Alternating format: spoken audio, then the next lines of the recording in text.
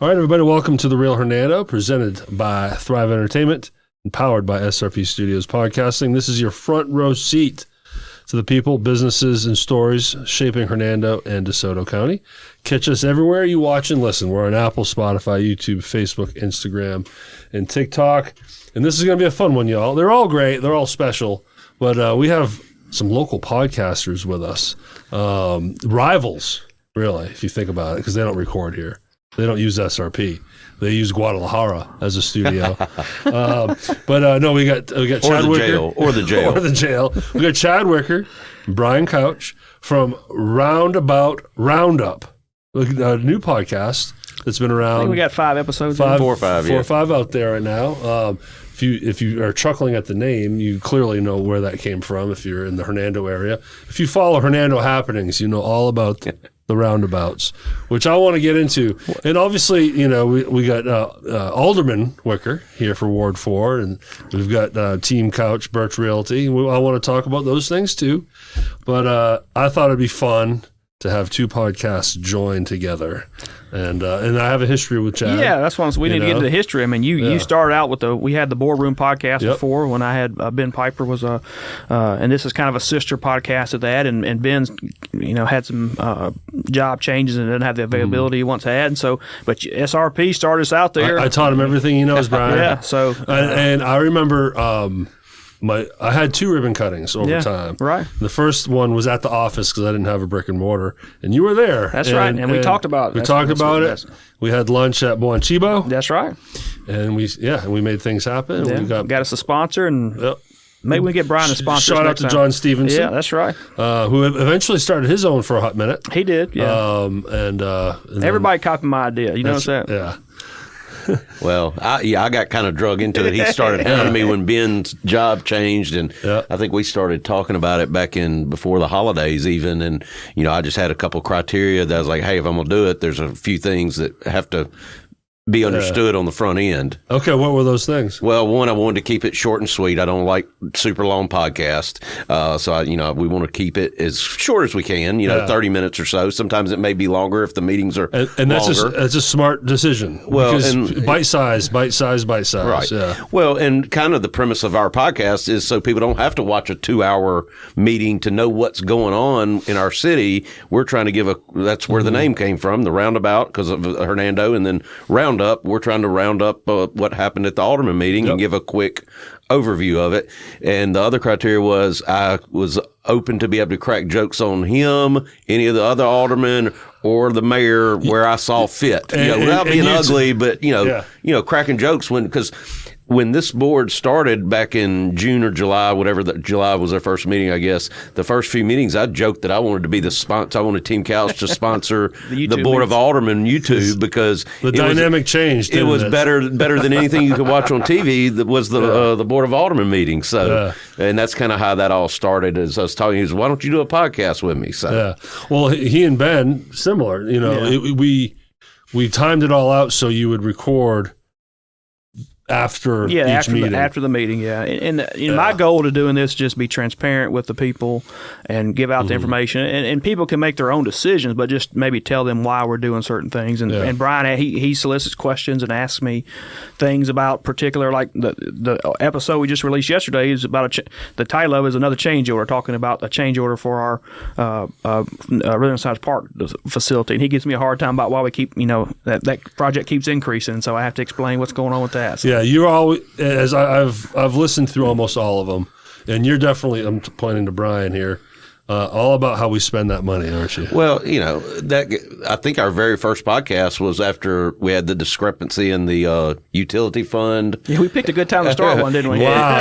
And so obviously, from the people I talk to around town, and I talk to a lot of people with the business I'm in, and that's been a concern is, hey, what's going on with our money? And so, and if you notice, Alderman Kitchens has been voting no on all these change orders. Who's that?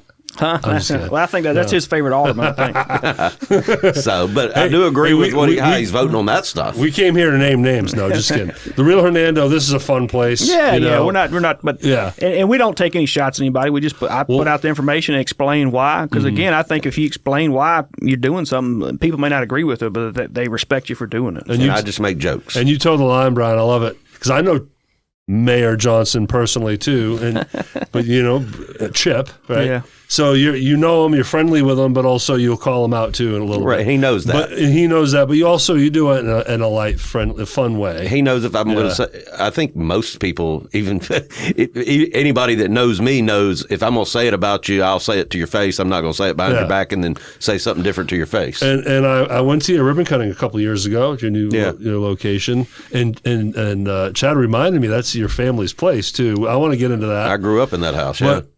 He was there, right? Yeah. Mayor Johnson was there. Right. Well, his wife works in our office too. So. There's that connection too. Yeah, that's right. I forgot about that. One thing I think that we got to bring up too that he didn't bring up is he's friends with me, Bruce, Ben, Chip, and so for a long time, Natalie, a lot of times he would text us he saw something funny or make a comment about something. He would text us, and sometimes you may see me look at my phone and laugh or something. That's you, Brian. We're trying to bring that to the podcast. Those same questions and what he's doing to the podcast is part of it. Yeah. I mean, a lot of what I was texting them now, I just make a note, and I still will text them every now and then if I see something really funny. I will keep one comment off air, but I texted him and Bruce the other night and Mayor Chip about something that was happening. And did someone have a hanging bugger or something? They had something hanging. And I could feel the dynamic between you two. It is fun. And I'd mentioned to Chad, going back to the boardroom with Ben, which was great. I mean, of course, it was. And that project's not dead. We may, when his schedule, we may bring that back. It's still out there. Yeah, we're still out there. But with you now, this dynamic here, Brian, you're speaking for me and everyone else. Right. The boardroom, different dynamic because it was both guys are on the inside. Right. We got an insider and an outsider. Well, and that's what we say. So you're bringing genuine questions. You can email me or text me questions that you want answered. And what's that email? Brian, brian.couch22@gmail.com. Yeah. And all I've asked is make sure you put your name and phone number. The questions will be anonymous, but I want to be able to verify that it's a real person and not a bot like you see on Facebook with Hernando happenings and these fake accounts. I just want to verify it's a question coming from a person that wants to know an answer that is part of our city. I don't want a question about our city from some bot in California. Yeah. Or they can text me. If you have my number, my number's plastered on signs all around town. Text me the question. That's fine too. And these are some of the things that happen in the groups, the Facebook groups, the Hernando happenings and happenings. When the big one blew up a couple of years ago when it disappeared, and now we have all these other new ones. Yeah. But it got to a point where it was like 40,000 followers. It's double the population here. So clearly, not everyone on there is from here, and they could be commenting and just to stir the pot. Well, and that's kind of what the reason behind I want to know who it is. I said, I'll keep it anonymous. I've had some people tell me, you'll tell them who it was. No, I won't do that. I mean, if I tell you I'm not going to do something, I'm not going to do it. What do they think? We're going to not pick up the trash or something? I mean, what do they think?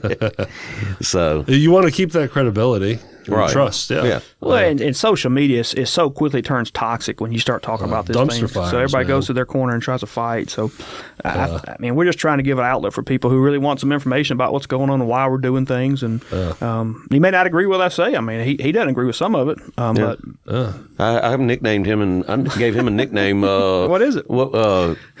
Communist Chad. Wow, that's tough. Isn't it? Well, that goes because I'm one of these people that thinks. I want to keep our town great. I don't want to see another vape store, liquor store, but I also believe in free enterprise. And if I can open up something and make money on it, and it's a legal business, why not let me do it? I'm one of those people. I wouldn't say I'm a libertarian, but I'm more on the side of I think the government should take care of roads, infrastructure, safety, core government functions, and stay out of people's business. And so with the whole liquor store that got denied the other night, I heard that on the episode that y'all did. I gave him that nickname. I sent him a nickname. Were they denied just because they feel like Hernando has enough? Well, so there's a criteria that goes with what you have to do to deny. So, again, I'll get into it just briefly, but for years, the city didn't have the ability to regulate those. If they met the state criteria, liquor store was allowed to come in. That's why you had the one right over here across from the funeral home and some of the other Cheer ones. and Wines. Yeah, so this is the first time we had the opportunity.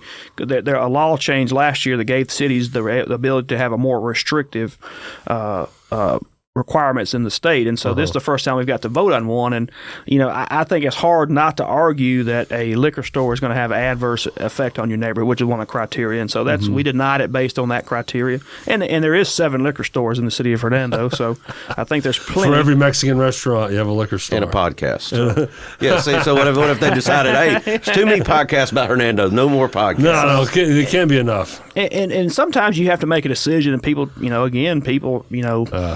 may not like it, but the 7 of us have to make a vote, and we're in its own record. So I mean, that's what you were voting. It's easy to put something on Facebook or call me communist, whatever it was, communist chat. Communist chat. I mean, that escalates. I said commie chat. Yeah, commie chat. That has a better flow to it. I like Bruce's. He called him Boris Bruce. I thought that was a little better. Boris Bruce. Yeah, a little Russian flair there. I see the theme there. Yeah. So it is, but it's a good. I think we did the right thing, but. Well, then that's just and again, I don't necessarily want to see another liquor store open or another vape store open, but again, who am I to decide what you should do for a living if it's a legal business? Yeah.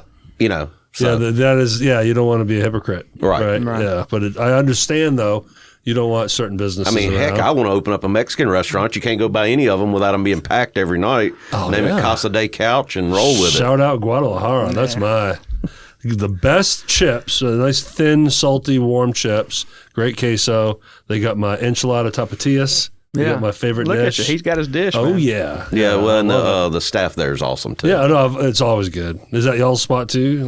I like several of them, but... I like El Peloriso. I just tend to end up at Guadalajara. It's the closest one to my house. I got to give a shout-out to my guys at Mi Pueblo. Gordo at Mi Pueblo, he takes care of me every time I come in there. Because it is closest one to my house, but a lot of times I do, if we go, we'll meet up or something, we'll go to Guadalajara. Blue Agave is my breakfast spot. Because Guadalajara does have a good little bar area and all that. So yeah, it's a good vibe in there. But breakfast, Blue Agave. Yeah. For me. And that's in the old Pizza Hut, right? Isn't that the one in the old Pizza Hut? Now that I think about it, that's what it was. Yeah. Because, you can see there's a drive-through that they have the reason clogged. I say that is I saw on TV last night where one of the Pizza Hut franchises, he's got 80 of them now. He's bringing back the old school with the buffet and the red cup. And I was like, man, I wish we had that again. You probably went to some birthday parties. Buffet, good salad bar. Buffet pizza for lunch. What was the little thing you did? Was it the book it thing where they gave you a free pizza? You read so many books in school. They still do that? I didn't read books, so I really never gotten the free pizza. I know. I still don't read. So, but with our podcast, you have yours and you kind of do your thing and highlight different businesses, different people, different things. The other one, the UTW that we mentioned, that another Derrick does, Derrick Big Lane and Zach Sims do.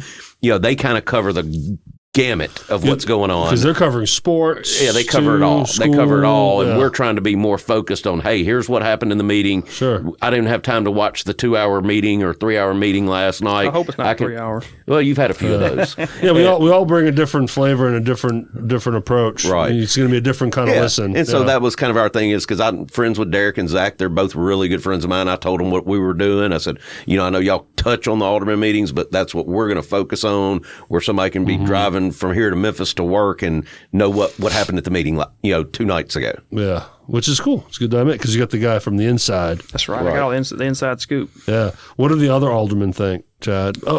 Beside Ben, because obviously Ben's gets podcasting, he's into it. But what about the other guys? I've had nothing but positive. We've been doing the boardroom podcast for a long time, so I think they're all used to it. I think some of them listen to it. Shout out to Lauren McClendon, who's helped me out in the past. Anyone that watches the show, I think everybody, including the mayor, has been on the Boardroom podcast as a guest. We've brought them in. Okay. So they've all, and I try not to give so much of my opinion. I just try to give out, I don't speak for the board. That's kind of a disclaimer. I think I say that usually every episode. Yeah. I'm speaking for Chad and not, anybody else on the board or the mayor. But, a lot of times we agree on stuff. And so, like the deal with the liquor store, it was a unanimous thing. And I think when I say it's hard to argue it's not an adverse effect, I think that's speaking for everybody. But I can't say that because they're not here to speak for themselves. They can talk for themselves. So, and I talked to most of them before we taped the first episode. Like I said, I've known Natalie since college. We went to Ole Miss together. She's married to one of my childhood friends. I've known Bruce for 30 years. Our daughters grew up together. Known Chip, his brother Louis was my best friend in middle school and high school. So I grew up spending the night at their family house. And, and I've known Andrew Miller. I tell everybody, Andrew Miller, I think, has some of the best questions on the board. I don't necessarily agree with him as much as I do some of the other aldermen, but I think he has the best interest of the city in and asks some of the best questions on the board. I joke with Chad all the time that Andrew's my favorite alderman, because he's asking the right questions. Well, you got Commie over here. You can't. The communist can't be your favorite. Right, exactly. Somebody's going to use it against when somebody runs against me. They're going to use it's going to be Commie Chad. Yeah, they're going to clip this out. So when he gets elected, it'll be my fault. And then it's Derrick platforming this, and then I'm in trouble. My God. So, maybe we should scrap this now. Well, and, speaking to me telling you to your face what I'll say behind your back, Ben and I met. He ran for alderman and lost the first time, right? He ran against Gary Higdon, and he had called me. I live in his ward. He had called me. We met for, I don't know, a Coke or I may have been lunch. And I think it was at Market, it may not have been Market 23, but we met and sat down and talked. And I told him, I said, Ben, I've known Gary my entire life. He was my parents' next door neighbor while I was in high school. I said, I'm going to support Gary. I says, nothing against you, but I've known Gary my whole life and he hadn't done anything for me to vote against him. So I'm going to vote for him. But I said, if he doesn't run in 4 years, like he said he's not going to, I'll support you. And that's exactly what I did. And he appreciated that. I was honest with him. Yeah, that's great. He also paid all his roads over there, so he's skipping out that part. You paid for what? He paid all the roads in Notting Hill. Oh, that's why. Yeah, we finally got our streets repaved. There you go. And then Natalie got my daughter's street repaved. Yeah. Electrical repair and installation specializes in both commercial and residential remodeling, service work, custom new construction, and standby generator installation. They are family men and women who treat all of their customers like family. There are no jobs too big or small, and they guarantee customer satisfaction every time. Contact Brock Williams at 901-334-7771. Electrical repair and installation, proudly serving the Mid-South for over 10 years. So the burning question, where do y'all sit with roundabouts? I'm a fan. Where do y'all sit with this?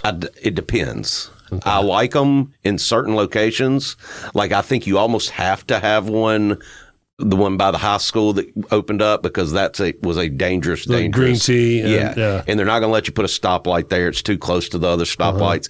And something had to be done there, because I almost had several wrecks there, and I saw a couple bad wrecks there. I think we need to have some training on them. I agree. The town of Hernando has not learned how to drive them yet. I'll take that back, because most of the time it's out of town tags like Tate County or Marshall County. Other counties. That I see in the roundabouts that are stopped in the middle of the roundabout. And I'm like, that's why it's a roundabout. Once you're in the circle, you keep going. I was like, wait till we get our first 2-lane roundabout like Oxford has. Oh, those are crazy. And I was told that and you may be able to answer this, but I was told the other day that the one that's supposed to go at 51 and Green Tea. Oh, they're putting one there? Yes. And I was told that one is going to be a double lane one. I think. Is that because of the big trucks going to probably AWG? Well, it's become a traffic issue getting in and out of there, left to right, because there's so much traffic on 51. That's an MDOT project. The city's not involved with that. So because it's on a state U.S. highway. Yeah, right. Yes. And what about the one on Oak Grove? Was that U.S. the one on Oak Grove in 51, was that a Hernando job or? No, I think the state was on that. Well, they gave us some money to do. So the way that works, you have it say, like, I'm working with the intersection at Parkway and 51 right now to put some kind of traffic signal there. There's a lot of traffic there, and so they do it. MDOT will do a traffic study and say, yeah, we'll pay to do it, or no, we won't pay to do it, but you guys can do it. Okay. And so it depends on how they decide what they need to do. And so because MDOT has like 3 buckets of money. They got a capacity project would be like 55 to add the lane here. They have a maintenance project and a safety project. And so it's got to fit in one of those buckets for them to do it. And the roundabouts would be considered safety projects, yeah, right? But like the one at Oak Grove, they said we can do it, but they didn't pay for it. And so we had to get money from we actually got some money from the state to help pay for it through the legislator. Everyone was on board for that one. Well, Andrew, Nope. and it's funny because Andrew Miller was one of the biggest opponents of the roundabout. He wanted to be a traffic signal, and now since it's open and been there for a year, so that's his ward. Yeah, right? he actually lives right behind there. it too. Yeah. He lives just south of there. But now he's one of the biggest proponents of it because he loves it. Figured it out. I mean, if anybody's had to take a kid to Oak Grove, we don't have to have a police officer there anymore because of the roundabout. So I'm pro roundabout. That was my next question. That may get thrown out of town, but that's the future of traffic signals, and you'll see. love them. And Hernando was just the first one in this area to have some. South Haven, I think, is about to do 2 or 3. I think Olive Branch is doing one. I think the one on the corner of Holly Springs and McInville is good. Right. Yeah, it's just something was needed. The reason why it's so popular is it's a safety issue. There's no T-bone wrecks in a roundabout. They're just going to have fender benders. So they're just a It just safety keeps issue. things flowing. And they're cheaper. Power outage. Yeah, It still works. Like I said, wait till we get the double lane one though. There are probably going to be quite a few fender benders. Yeah. But there's no serious. What I'm saying, there's no high speed. Nobody pulling out in front of anybody. Yeah, absolutely. The one at Holly Springs was tricky. That pulling onto, if you're coming up McInville from Slocum, and you wanted to keep going straight, that was a tricky one. Yeah, the way people were whipping around. That was a project that should have been done for years, and we were finally able to get it done. It's just it always comes down to a money issue. If we had unlimited budget, there'd be a lot of stuff different. But so there's one coming, Green Tea in 51. Yes, that's a state project. I can tell they've been widening. They've been tearing down trees and kind of widening. I thought they were just going to make more lanes, but that's for a roundabout. Yes, so there will be a roundabout at Green Tea in 51. I would think probably you'll see construction starting this fall, hopefully. Okay. It's already been, I think, bidded out and awarded. I think it's just a matter of getting it mobilized and done. That might be our first double lane. Is that what you're saying, Brian? Somebody told me they thought it was going to be a double I've seen lane. a picture of it. I think it is. I think only one side of it's double, though, I think. Well, I mean, it needs to be able to handle big trucks. Yeah, and that's part of it, yeah. Well, technically, the one at by the high school has a double lane for one little section of it too.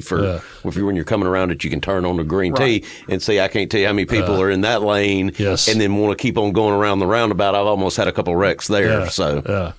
All I can say is when you approach the roundabout, look to your left and just yield. You're yielding, right? Not stopping. And once you are in the circle, keep moving until you're ready to turn. You just yield to your left. That's all you do. Yield to your left. Yeah, just keep going because the ones coming in are supposed to yield to you. Yeah, you got the right of way once you're in. Every time I think about a roundabout, I can't help but think about European Vacation with Chevy Chase. And he's Look, going kids, around Big Ben Parliament.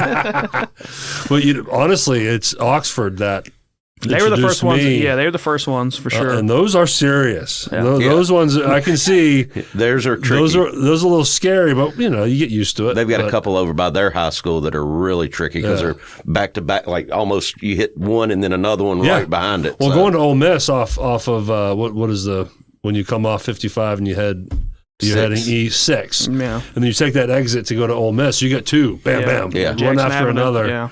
So there's Big Ben. Look at right, yeah. He keeps circling around. Well, obviously we talked about Chad and your being an alderman and everything, but Birch Realty, too, because as Chad reminded me before you got here, and then you had told me this when I went to your ribbon cutting.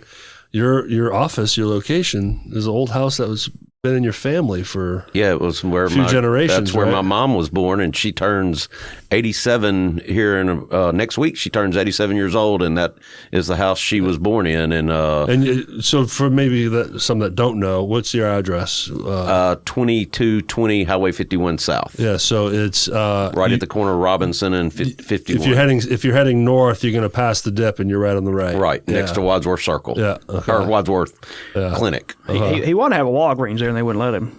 You want? That's a whole nother hour and a half podcast. It's for real? No. Oh yeah. Well, I mean, that's not serious, but that's what some people were saying. So Another Walgreens. No, one's enough. It was CVS. CVS. Oh, God, CVS. Okay. So, but we actually sold that house when my grandmother passed away. So it left the family for a minute? Yes.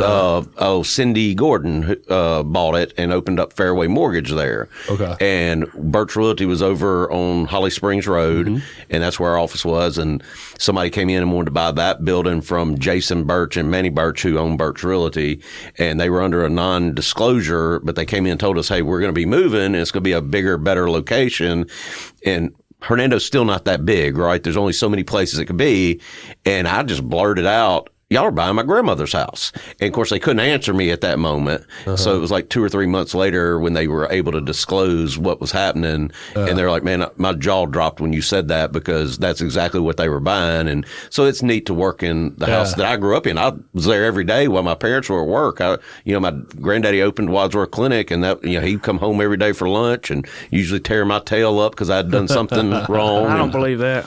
So, I mean, you are deep Hernando. Correct. Man, I want to pick your brain on Hernando. Yeah. What was it like when you were growing up here? I mean, you just rode bikes everywhere. I mean, there wasn't, I mean, you lived here pre-Walmart, pre-Kroger, Bryant was a gas station. What was the very first sort of drive-through kind of fast food place that came in? McDonald's.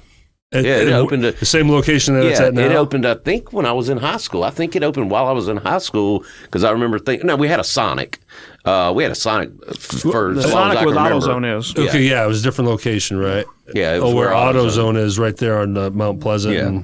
Because when I was in high school, that was the turnaround for the loop for the teenagers. That was where you turned around with Sonic and went back the other way to either Roadrunner. It was Roadrunner, and that's a BP gas station right there by the interstate. That's what we did when we got our licenses. We just circled our town. I grew up in Maine, different town, but that's what you did, right? You just drove and just drove around and around. Right, and around. But outside of Sonic, McDonald's was the first thing we got. Man, we thought we were big time in Hernando when we got that. Everything west of the interstate was not there, or east of the interstate, I guess. Yeah, right. So all Mackinville was where Walmart is. All that was Mackinville a dirt road back then.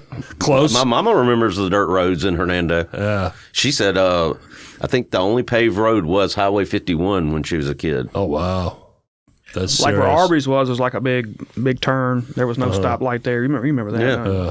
When I first started coming to Hernando in 2016, I moved here in 2021. In 2016. I started playing in the worship band at Crest Covenant over on Thousand Oaks. Right. Scott Smith, you know Scott. Yeah, that's my next door neighbor.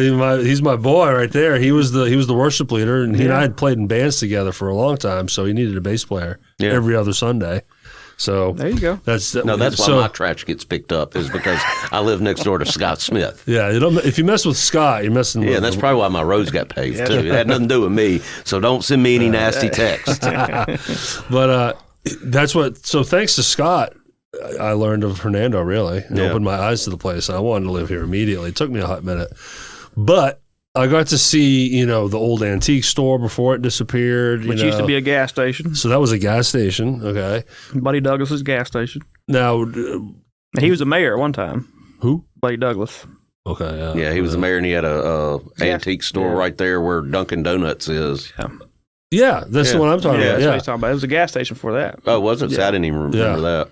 Now, and then there was the train station, right, where the big platform still is. Was that up when you were around? That platform's been there for as long as I can remember. But was the structure there when you were growing up? So it's just been that platform for all these years? Yeah.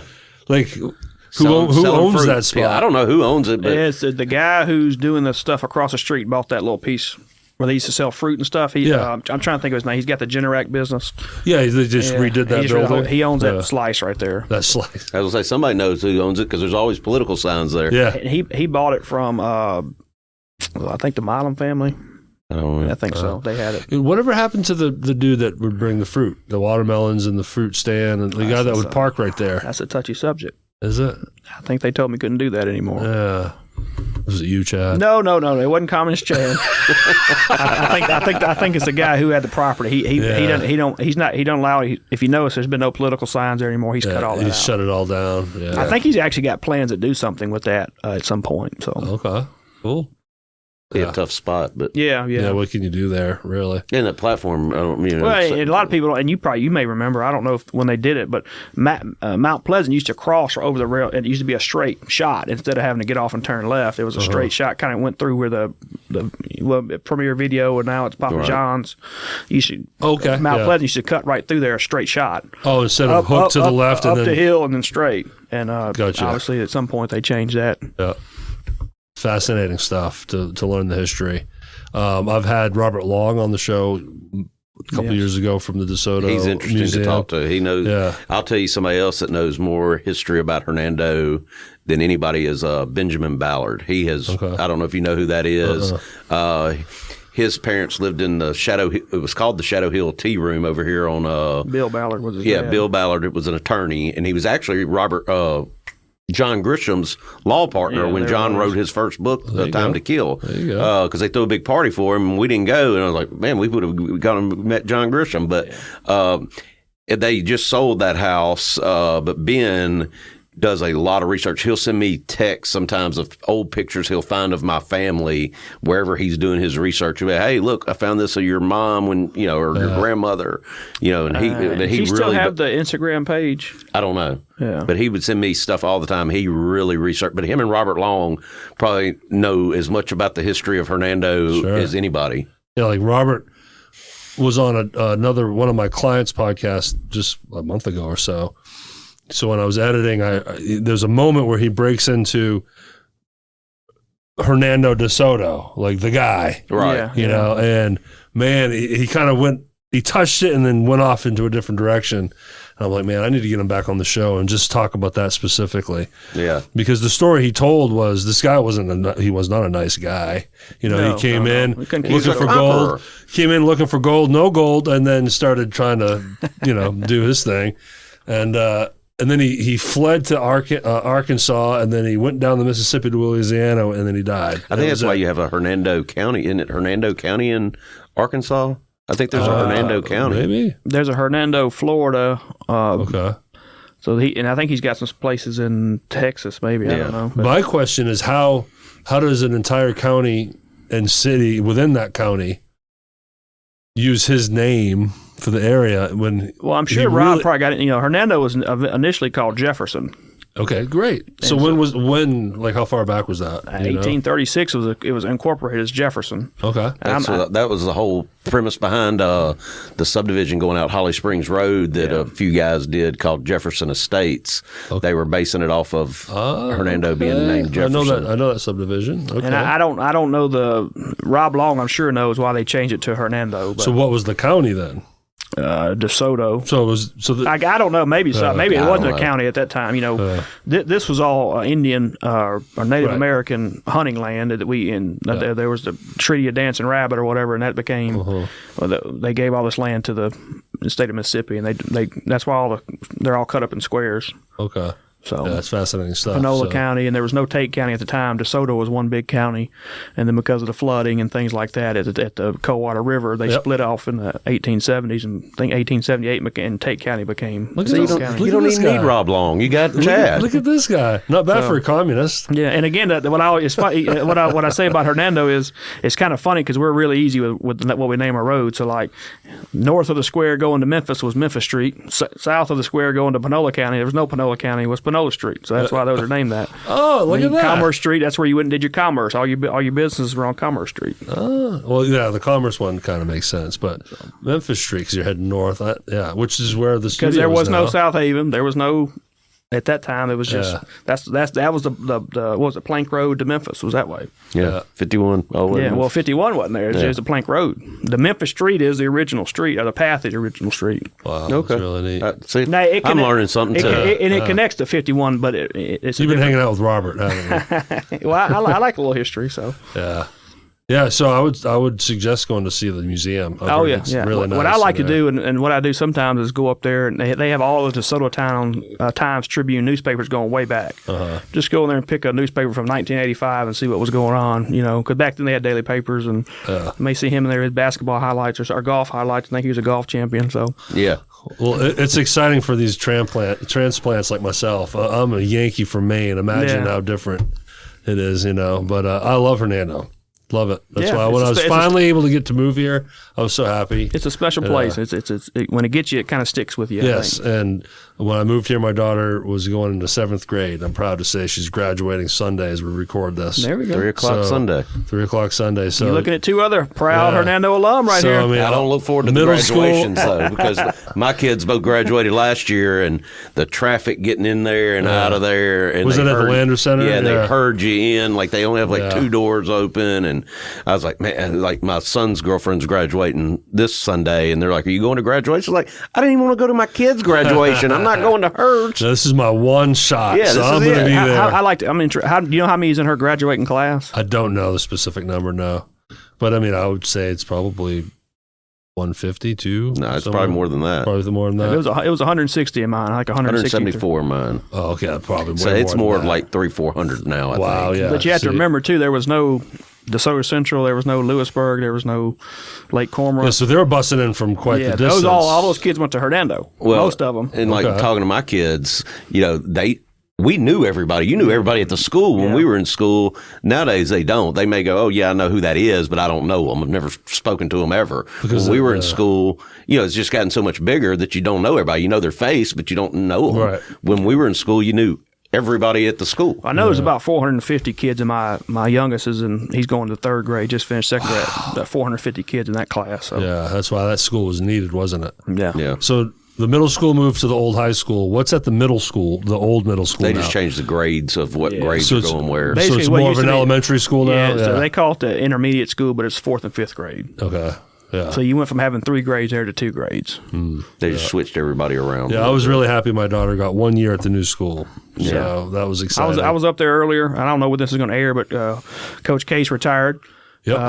And I was at his retirement ceremony today. He's been the principal, I think, the last 7 or 8 years, and he coached me in baseball. So I think he's 32 years in education. He took his first job here was the Hernando baseball coach, and he started the year after I graduated. So it would have been the fall of '94. Yeah, that's what he said. Because I graduated in the spring of '94. What he said, which was kind of funny, he said he played baseball at Delta State, and I think he was a college graduate assistant, and he thought he was going to be a big recruit when he got ready to come out and teach, and nobody would call him, and he walked up to and ran into I think Milton Kirkendall, and he's like, "How can I help you, man?" He said he was painting or whatever, and so he got him in touch with Mr. Long, who was the principal at Hernando High School at the time, and hired him. And he's like, "Hey, you're the baseball coach now." And he showed up, and he said there was nothing there. It was basically where the band hall is now. That was there, not there. So he pulled up to the fence and climbed up to the fence and pulled over the fence. And he said it looked like a goat rodeo. And he's like, "Man, I don't know what I got myself into,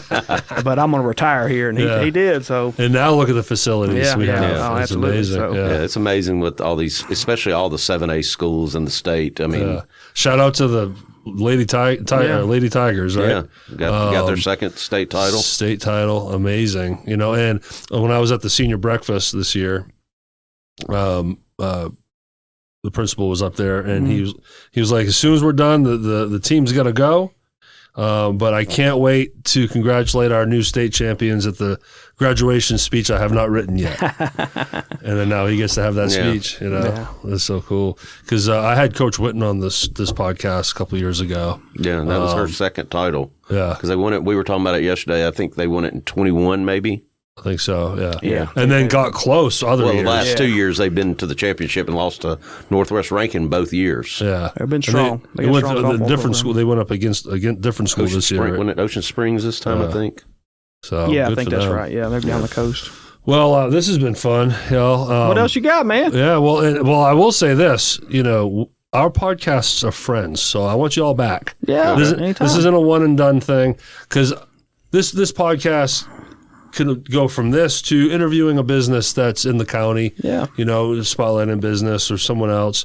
But I always want to bring it back to very specific to Hernando. And I mean, you guys are, gold. I know this, I think your podcast kind of started out with Robert Carter and trying to do things positive about the city of Hernando. And I think we've got to focus more on that. Especially our politics has gotten really negative over the last 6 months or so. And we got to get back to talking about the good things going on in Hernando. Yes. So I appreciate you doing that and putting that out there. Yeah, he started the Real Hernando as opposition to the other groups, right? Yeah. And as the story goes, I was switching banks. Yeah. from Bank of America to Renaissance, someone said, "Hey, go talk to Robert Carter over at Renaissance." And he found out what I do. At the time, I didn't even have a studio. I was still just online business, working from home. And he told me about the real Hernando. Oh, this is what I said. I was like, I'm thinking about starting a podcast locally, maybe spotlighting some businesses, and I might reach out to Hernando Happenings to see if I can promote on there. And he's like, hold up. Wait right there. Stop. And then he explained to me about the real Hernando. And I just met this man, right? Yeah. Right. 45 minutes before we start talking about checking account. And by the time I left there, he made me an admin on the Facebook page, and he let me run with it. And I built a whole network on it. And then now I own it. He a couple of years ago, he just rolled out of the page. He's like, "It's yours. You're good," And he's been really successful at Renaissance Bank. I think he's worked his way up pretty good. Yeah, so. He's a regional guy now. He doesn't really work in Hernando anymore, but yeah, he's a good guy. Known him my whole life too. Yeah, and a good family. Yeah. He's married to Lane, who's a teacher at the high school, and she used to teach at pre-K. She taught my kids in pre-K. Okay, so and he's also half, part team member. 50% of the voice of the football team. Yeah. When you hear the announcers at the football games, I don't know his partner's name, the one he's calling up there. Kevin Johnson. Yeah. So, and sometimes I'm like, I think that's Robert's voice this time. They switch back and forth. And Robert was the president of the football boosters for a long time. minute. Yeah. So he was real big in Haifa too. At one what's point Haifa? What's that? The youth football league. Hernando didn't have a league. They kind of created it. Him and I forgot a guy named Brian Baker was one of them. Robert Carter was one of them. I can't remember who all was in it when that started. But youth football. They kind of started the youth football because Hernando Parks didn't have anything for football. Yeah, they probably had baseball, right? Right. Yeah. I think at that time there was no Hernando Parks. I'm not sure what your time frame that was. Yeah, but they started the youth football league here. So Robert's always been real involved in the community. Yeah, so nice guy. He just gave this to me. So I've tried to always keep it positive. Yeah, we need more of that. There's like I said, there's a lot of negative stuff. At least on those Hernando whatever Facebook pages or whatever, and just. There's a lot of good stuff going on. I'm glad you're highlighting it. So. Yeah, I'm glad to have you guys on. And are you guys ever planning on having guests on your podcast? Is this something that you want to grow? I don't think we ever talked about it. I don't. I think it just depends. Depends on what's happening. Because what you guys have going though is cool. I like it. It's good. You guys are fun with each other. You're funny. And you. He's Brian, funny looking. I'm funny. That's right. No, you're the communist. That's right. And I can tell Brian, like you're kind of running it. You're bringing up the questions, the topics, and then you get Chad and what I think in. I liked about him is he may take a question and maybe it's got some humor into it, but he really cares about Hernando. Like you said, he grew up here, and he's really trying to get to really ask a serious question about something. Just maybe doing it maybe in a humorous way. And that's a great point. You grew up here. You are so ingrained. The only thing different now when we doing the podcast is I would always watch the meetings if there was something that was going to be coming up that I thought was important to Hernando, but then now I have to watch them even if they're like Tuesday night, besides the liquor store, there wasn't really anything on the agenda, but I still had to sit there and watch it. And sometimes I'm like, hey, y'all need to wrap this up. Ole Miss baseball's on. I need to be flipping over to that. So, So have you always grown up here, Brian, always stayed on top of the local politics? I mean, I didn't when I was, when I went to Ole Miss, and not till I got back here and put down my roots here with my wife, and living in a family house over here that my daughter now lives in, that my brother lived in, and then obviously as I got into real estate, I started paying a lot more attention because I think I bring a unique perspective in the sense that I am local Hernando, and you hear people, we don't want the town to grow. We don't want the town to grow. Well, when do you want it to stop growing? Because do you want to go back to what it was in 1990, or do you want to stop where it was in 2000? Whenever you moved here, 2021 time. My thinking is, and I've talked to some old Hernando people about it. We're probably the ones that complain the least about the growth. It's the people that have migrated here, right?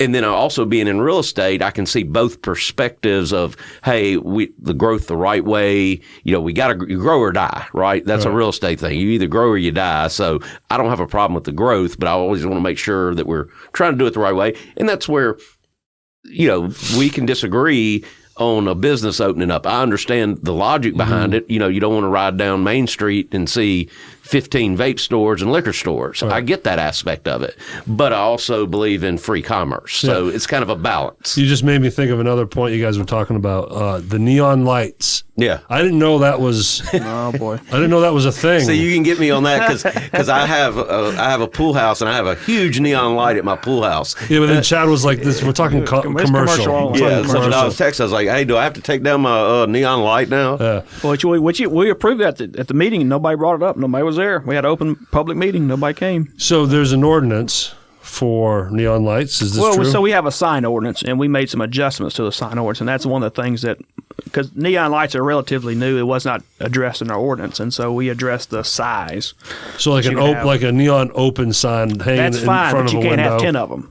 You can only have one or two. It's a square. It goes by square footage. I think it's 4 square feet of sign. Because you mentioned like gas stations, of course, will have Coors Light, Miller Lite. Yeah, they give them to them. You can't have a wall, like a full glass pane of just neon See, lights. that's something that where I say, like, that's overstep to me. I'm like, if they want to put up a neon sign, let them put a neon sign up. That's a bridge too far from Brian. Well, I've actually had a couple people go, man, I've never even noticed neon signs in town, but you got to have something for them to talk about, do something. Well, like on the sign ordinance, I'll tell you this. I know you're trying to wrap it up, but when they put the sign ordinance in originally, it had limitations on what size signs could go places. And there was also a color scheme too, right? On the ordinance? Well, no, I'm talking about like a sign, like a church putting up a sign to advertise something, or real estate signs. So the signs you can just. So I was reading it. I was reading it on the agenda for the meeting coming up that night. That's event signs. And I called Chip. I called Mayor Chip, and I said, Chip, you might need to sleep at my pool house tonight. He goes, what do you mean?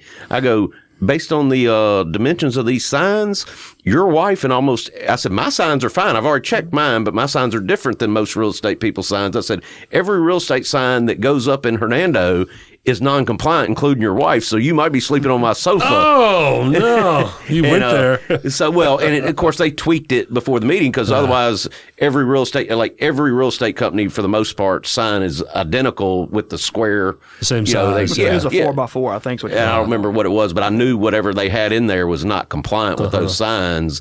And, of course, you'd have had Kit Kitchens, who's a realtor. You'd had everybody going, hey, none of my signs, I can't even put my signs up at people's houses to sell them now. So isn't there also an ordinance on business signs? Like what's the so the forward-facing signs? The sign ordinance is pretty. It goes into several different things, and it's the way they're defined. So I think what you're getting is, like, for example, Toyota, they have a certain sign.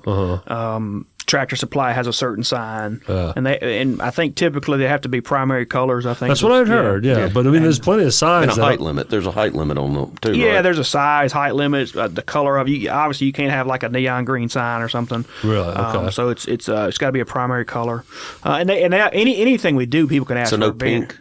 No pink. Anybody can ask for a variance if they have legitimate reason, and they can come in front of us and ask for a variance. So, do you remember my old friends Boba Cream? Yeah. Their sign had non-primary colors in it.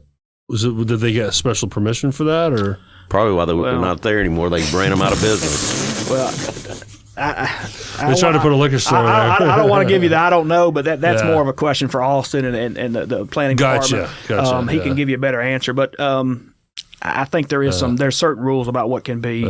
I think if you have a large, like I know, like the gas signs, like on the gas station over here, they only can be so high, and they have to be a certain color. That's why the one on the square there, when they rebranded and they lost their grandfather and had to redo their sign, they had to change the color of it. If you remember, it used to be that huge sign that was I can't remember what color it was. They just took a big tree down too, didn't they? Yeah, something on that corner. There's a huge tree missing now. So we've had some bad luck with some weather too over the last 6 months or so. Yeah, we have. That last big tornado we had almost hit where my studio was last time, which was at the Athletico building. Yeah. My buddy Manny Zepeda owns Big Note Music Lessons up there on the second floor, and I was subleasing a room from him, and it cut right by us down Thousand Oaks. Yeah. I remember driving. Thousand Oaks was torn up. Well, after that storm, I called Ben Piper. I was like, "Hey, you want to come get me and let's ride around town?" And I couldn't get to him because there's so many trees down. So is that his ward? Yeah, he lives over in Forest Meadows area, and I couldn't get to him because every way there was blocked with trees. It was crazy. That was a storm last May that came through. So the tornado. Well, man, thanks again, guys. Let's do this again. And if you ever need a place to record, just let me know. Enough for real. I'll help you out. You serve margaritas? That's right. I'll bring the chips and dip. How about that? Yeah, there we go. But so check it out, y'all. Roundabout, Roundup. Love the name. I mean, that ties in with Hernando really well too. It's funny. You'll find them on Apple. All the major places. You set up the Podbean account way back in the day. So that's right. Like I said, I taught Chad everything he knows. Now Chad's teaching Brian. See how that goes? No, I'm just talent. I don't want anything to do with the production. I'm just talent. I love that. He's got to have so many Skittles and stuff before the show. What y'all need to do is set up its own Facebook page. We need to help you. Yeah, we may do that. Help you on that. And then they're going to graduate the video, and then they're going to pay me to come in here and film video so you can see their faces. Well, he said he's for free market. That's what he said. That's right. All right. I'm not a liquor store, man. I'm your friend here. But this podcast is The Real Hernando. You can go to therealhernando.com, find all our links there, our archive, this episode. We're on YouTube, Spotify, Apple's, Facebook, Instagram, TikTok. So check out our channels. And again, go check out the Roundabout Roundup podcast on Apple and Spotify. So thanks again, guys, and y'all have a great day. Thank you.